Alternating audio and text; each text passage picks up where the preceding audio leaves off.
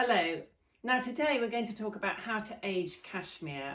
It's a question I get asked from time to time. How do I know if something is vintage or from the 80s or the 50s or the 60s? So I'm going to attempt to explain. I'm going to go through, I've got a little pile of cashmere going through the ages, and I'm going to point out the reason why I think it's from a particular era. Now the first one I think is probably from the 1990s, so it is a bit older. It isn't old enough to call it vintage, but it isn't a modern style. First of all, just looking at it, the reason that would alert it to me is the style itself, and the colour combination is just not very modern. It's got this sort of cable knit detail down the front. V-neck cardigans are back in fashion, but I can tell it's not a recent V-neck cardigan. The shape is more classic. A lot of the V-neck cardigans that are in fashion now are more boxy, and there's a more chunky rib going on around the wrist and neckline.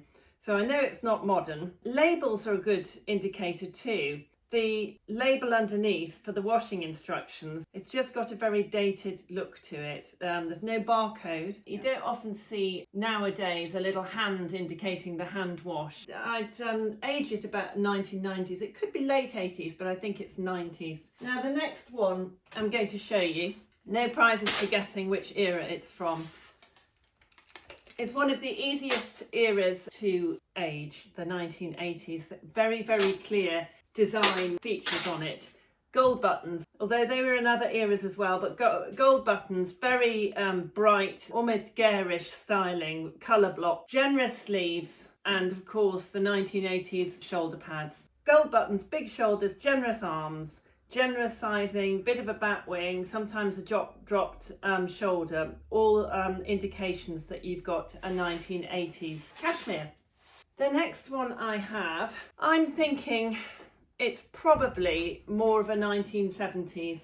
It's a Scottish one. It was the feel of the cashmere that alerted me to the fact that it is a vintage one. It doesn't have its neck label left, but when I look underneath, there is a made in Scotland. There's just something just tells me it's not a really old label, but it's certainly not a modern label. It hasn't got the big arms and sleeves and shoulders of the 1980s, but the label doesn't indicate to me 1960s, so I would suggest that that is a 1970s.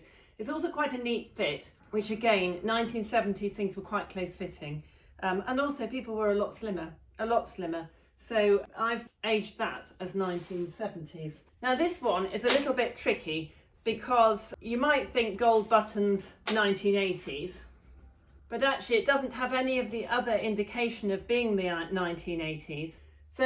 And gold buttons are a bit of a classic feature across the eras. I would say that is another 1970s one. I think late 70s probably, heading into the 80s. It's a nice weight of cashmere. The older cashmere was made in Scotland, and you can just feel the difference. There's traditional cross-grain tape behind the buttons to hold them secure. All of those are indicators that you've got a vintage cashmere jumper or cardigan. So I've dated that in the 1970s. Now the next one I think is 1960s. It's a vintage Pringle made in Scotland, and the telltale signs of a 1960s jumper is this very high neck. So it's a crew neck that finishes very high. They're often not very long in the body. 1960s is a time that's quite indicative in more formal traditional wear of ladies who are wearing quite neat suits, tailored skirts, and that is how I imagine this would be worn. The cuff is another giveaway. It's got the traditional turn back cuff. Those of you who were at school, as I was in the early 70s, these turnbacks were very much part of a quality item.